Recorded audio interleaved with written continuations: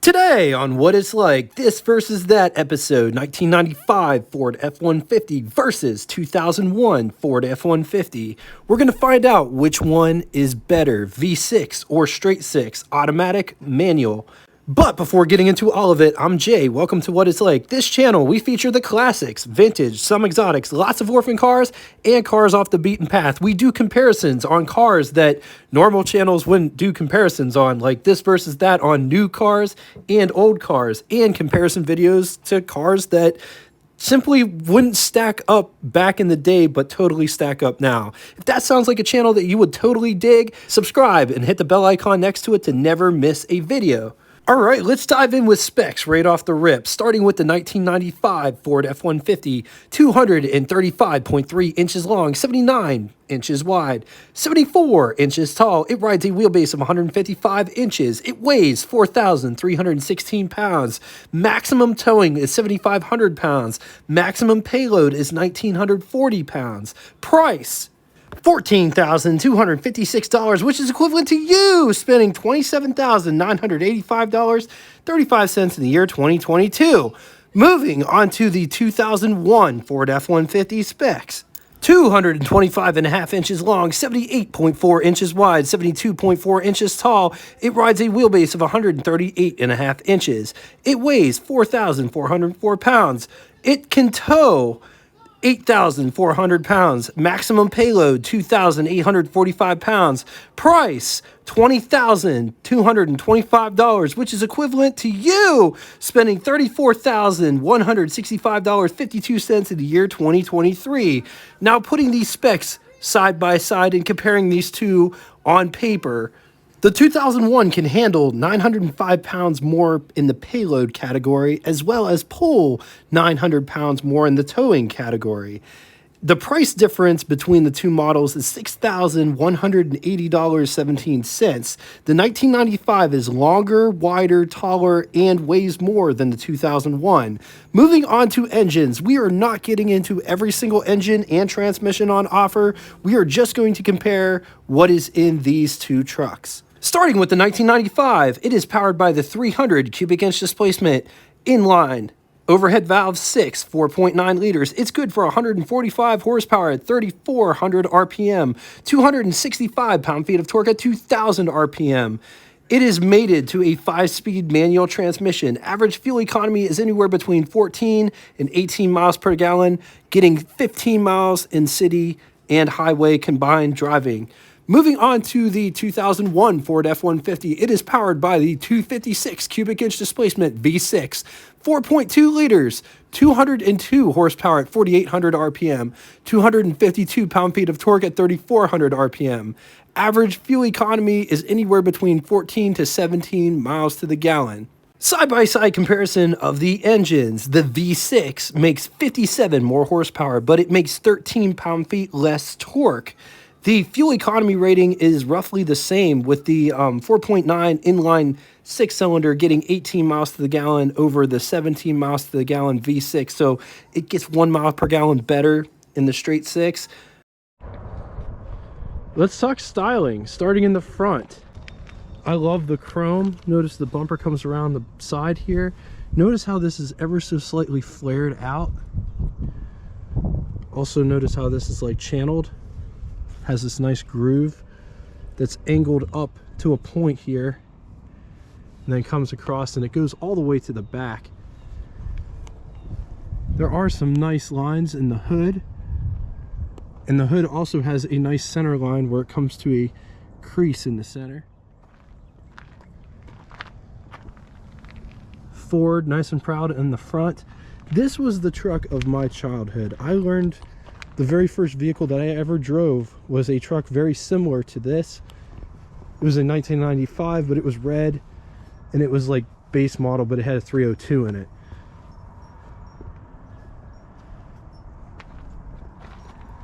This one has 2 gas tanks, one forward, one aft.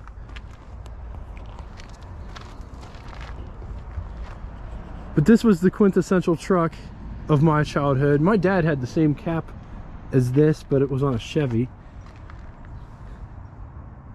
It's interesting seeing this truck cap on a Ford. Every single truck that I've ever seen, it was on a Chevy. But notice this one has chrome plated mirrors, but it's only plated on the front. The rest of it's plastic. Vent windows. It's got the rain deflectors, as well as drip rails. I didn't realize that this truck had drip rails, but it's only on the top.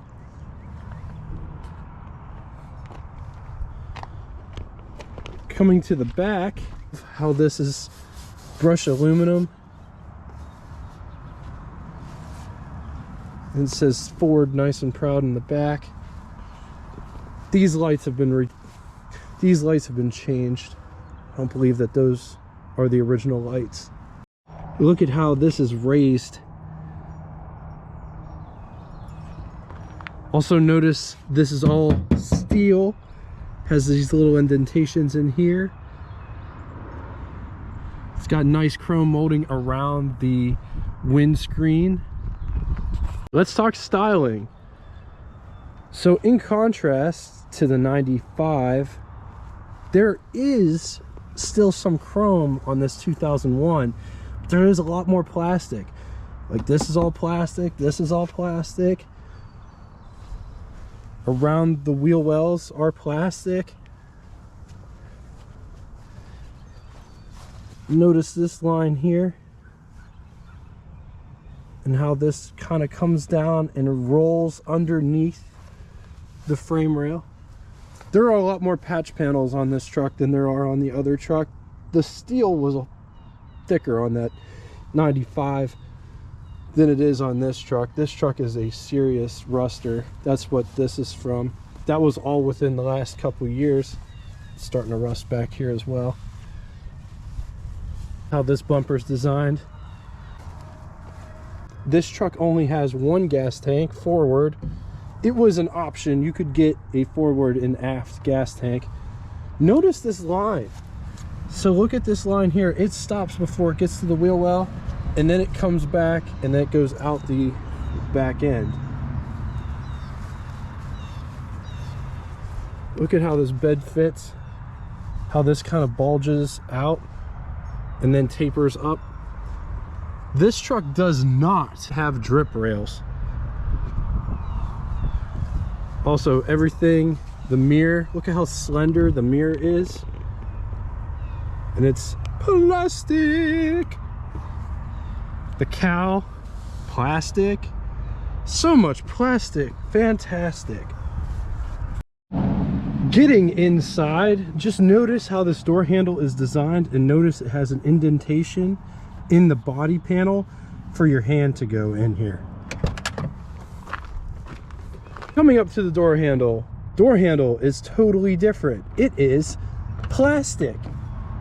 That's the theme of this truck, plastic. And it's all like Fisher-Price plastic material.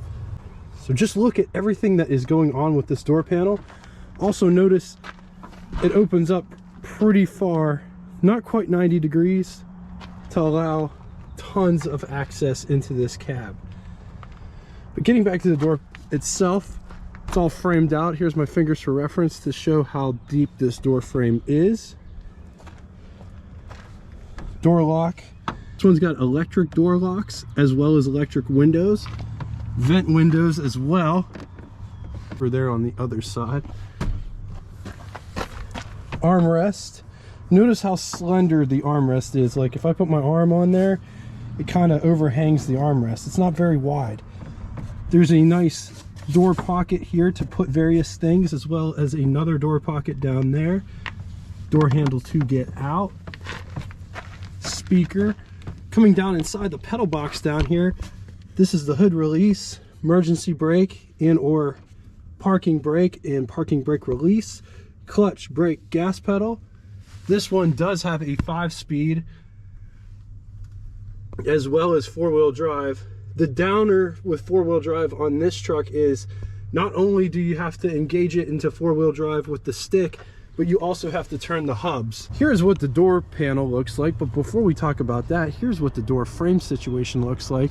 Here's my fingers for reference. This door frame isn't as dished in as on the 95, and there isn't as much stuff going on either. There's this very interesting line that comes off the door panel down, goes off to the side here. The armrest is wider on this than it is on the 95. The door handle is a very cheap feeling plastic material. Door lock in the same place. This one has manual windows, which you could roll down at any time you want to, just like you could push the button anytime you want to as well.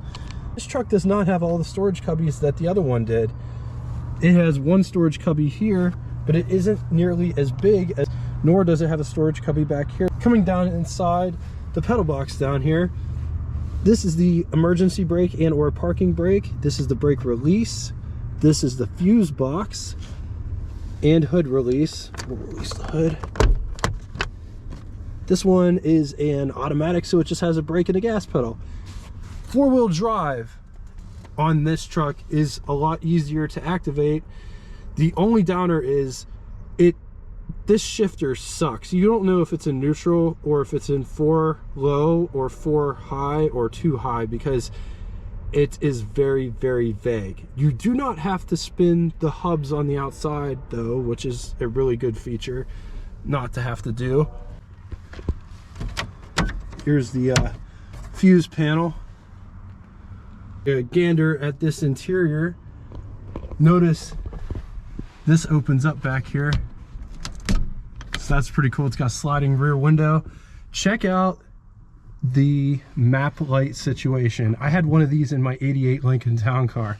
The center light activates when the door is open, and these ones are controlled by the switch. There is a center armrest right here. It pulls up out of the seat just like that, or you could put it inside if you wanted to have somebody sitting there. Just gonna back up here real quick, take a gander at this interior. Let's notice it's a totally different bench seat design and does not have a center armrest in the center of this bench seat, but there is more space behind to store junk that you don't need. Also notice the window is a single piece, and I think you could get a sliding rear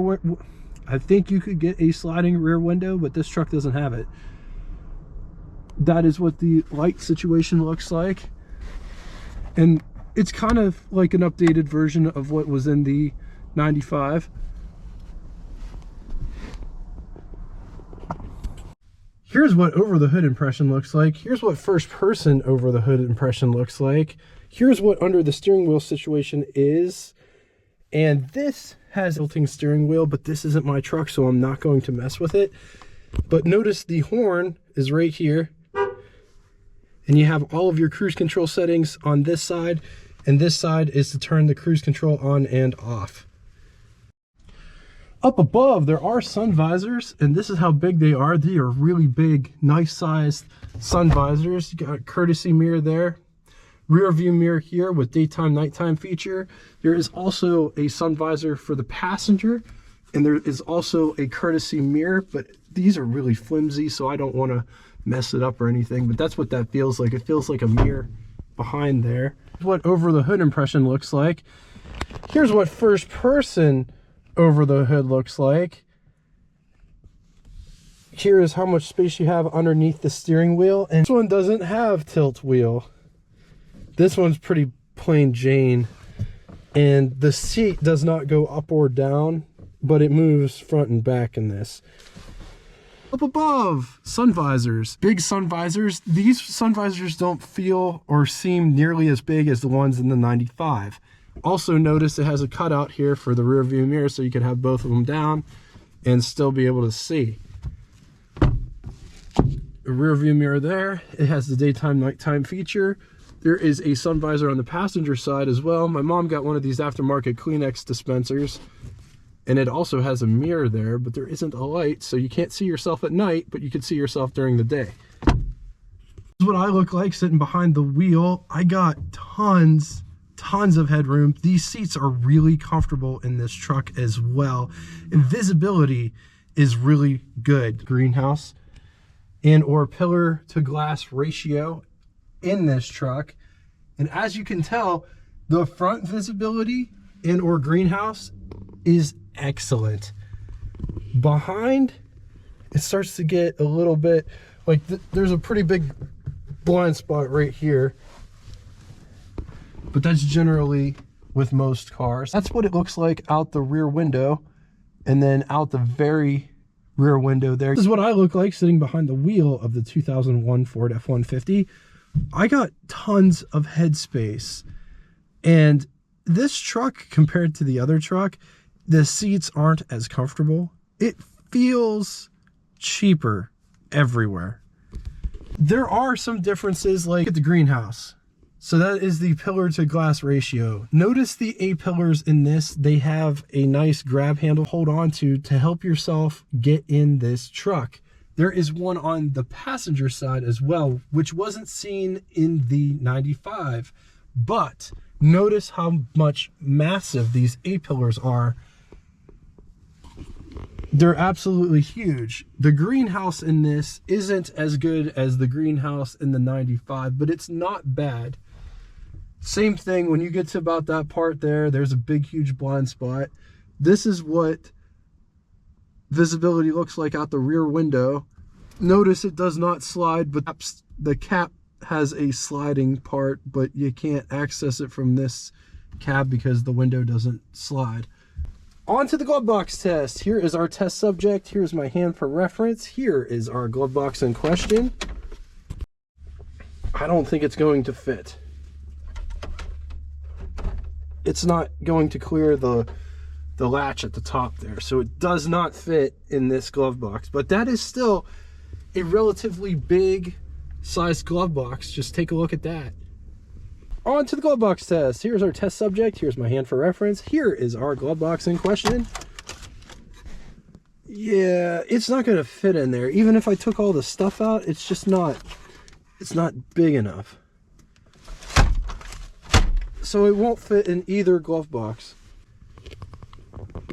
There is a dead panel here for button switches that the original owner did not get, and that's what this would be for. I don't know what would go there. If you know, in the comment section below. There's a nice storage cubby here, as well as a power port there, ashtray, cigarette lighter, and or another power port. This one has a cup holder / another storage cubby for something else if you'd like. There is a power port here, as well as cigarette lighter. Over on this side, this is where your cup holders are, and it's spring loaded. To the rear section, just look at all of that space for activities. 8-foot bed, 4 foot in between the wheel wells.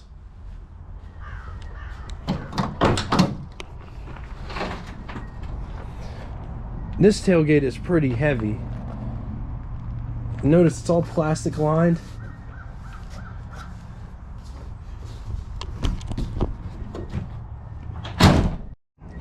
This is one of my favorite features of this truck, is this truck cap. My dad had it on his Dodge when he was still living. But it's great because you could get access to the sides or the back. But the problem is here, I'm going to show you why I hate gas shocks. So they're bad. It won't stay up. I'll have to replace those gas shocks again.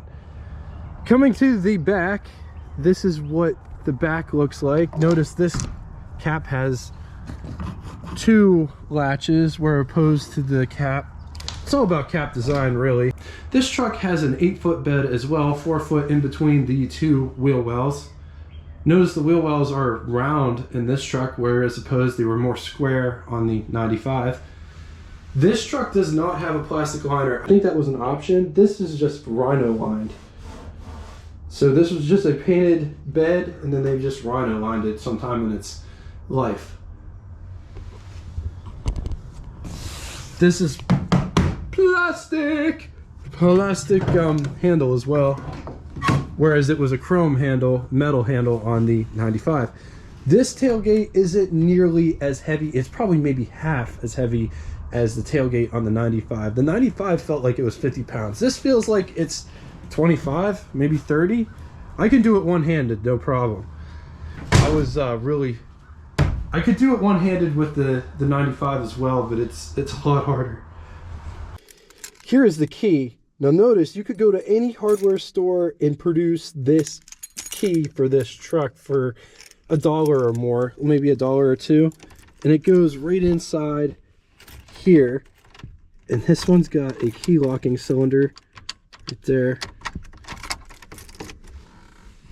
Here's what the key looks like to the 2001. Notice it's a different style key. It has a chip in it, so it's going to cost you more money to get a replacement key for this truck.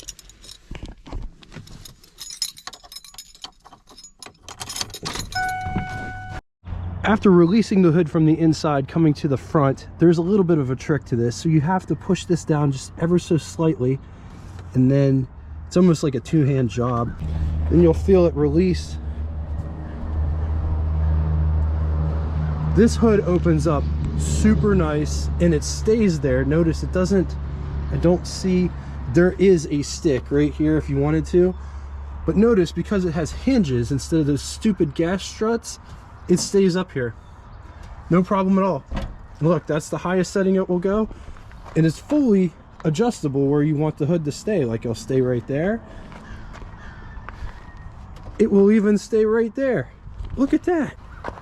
I'm not a big fan of gas struts. They wear out very easily and constantly have to replace them. Just keep the original hinges. Look, this truck's like 30 years old with the original hinges, and they've never been replaced. All right, let's talk about the motor. 300 inline 6. Look at how it's positioned in here. Power steering, alternator. Look, it's got the vacuum can right there. But that looks like PVC pipe. It looks like somebody modified one to make it work. That is interesting. So this tank has dual purposes: windshield washer fluid and coolant. Aftermarket air cleaner. Brake master cylinder with brake booster attached to it for power brakes. Coming in, getting under the hood. So we've already popped it from the inside, or released it, I should say. And the mechanism's right here. So you have to move it over, or at least on this one it got caught twice. So you move it to the left hand side, and that's what releases it. This one's got the gas shocks.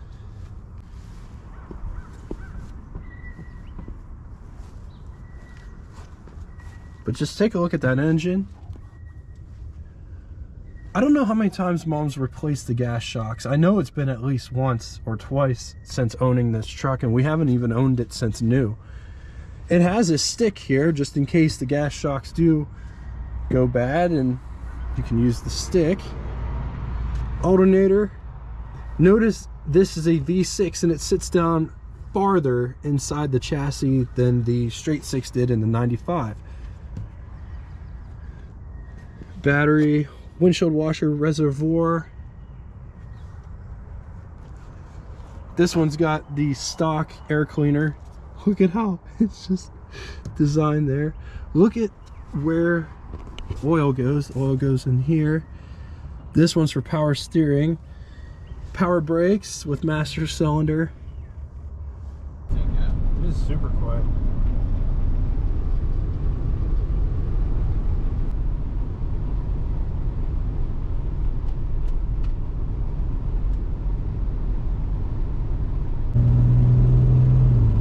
This one's got a little bit of an exhaust leak. Don't know if you can hear it. Both trucks ride very floaty for trucks. My driving experience, both of these trucks drive about the same. They are very floaty for trucks. So if you like that kind of floaty feel, These trucks are right up your alley. They do not ride like my Chevy 1-ton truck. My Chevy 1-ton truck is one of the roughest things that I've ever driven, besides the 67 Mustang. These aren't like that. So if you like a floaty driving experience, these are right up your alley. The 95, the visibility is better. The seat is more comfortable. And I like the fact that you can see over the hood, and the hood has a center line, which helps you center the truck, on the road. On the positive side, for the 1995 Ford F-150 iconic truck, built solid, bulletproof engines, spacious cab, comfy seats, last of the vent windows, hardware store keys. And what I mean by that is it only costs you $1, maybe $2 to get another key made. It is still a machine. Against it, gas mileage for the straight six isn't that great. Rust prone. To use four-wheel drive, you have to get out and rotate the hubs. Floaty to drive. Moving on to the 2001, on the positive side, four-wheel drive is controllable from the stick shift on the floor without getting outside and messing with the hubs. Also, there is a nice place behind the seat, extended area to put junk you don't need. Cons, gas mileage isn't consistent. Sometimes the gas mileage is great, and other times it's unbelievable how bad it is. It feels cheaper in build quality compared to the 1995 Plastic Fantastic Floaty Drive. Super easy to overload. One year, I literally blew the shocks out every single time that I went and got wood, and I didn't even put that much in there. And there's one more. I said we wasn't going to talk about engines, but for the love of God, if you're even given a 5.4 Triton engine, don't accept it. It is the worst engine ever. The Wizard will tell you that. Scotty Kilmer will tell you that, and I am telling you that. Stay away from that truck. All right. Now it's time for Would You Rather. One scenario today. Would you rather have a 2001 Ford F-150 or a 1995 Ford F-150? Put what you would rather have in the comment section below. Now it's time for Name That Tune. First person to give me both the correct name of the band and song title. First person to do both correctly will have their comment pinned to the top of the comment section. Thank you all so much for coming out and watching this. If you'd like to get in touch with me, shoot me a comment in the comment section below or check out our Facebook group that correlates with this YouTube channel. If you don't have Facebook and would like to talk to me one-on-one, shoot me an email. All of that will be linked in the description. Just know I appreciate all of the support. And until next time, here's some scenes for our next episode. 1950 Plymouth Special Deluxe. That's what's coming up next on What It's Like. Tune in Monday at 4:30 Eastern Standard Time to catch that episode. And until then, toodaloo! Imagine me and you, I do. I think about you day and night. It's only right to think about the girl you love and hold her tight. So happy together.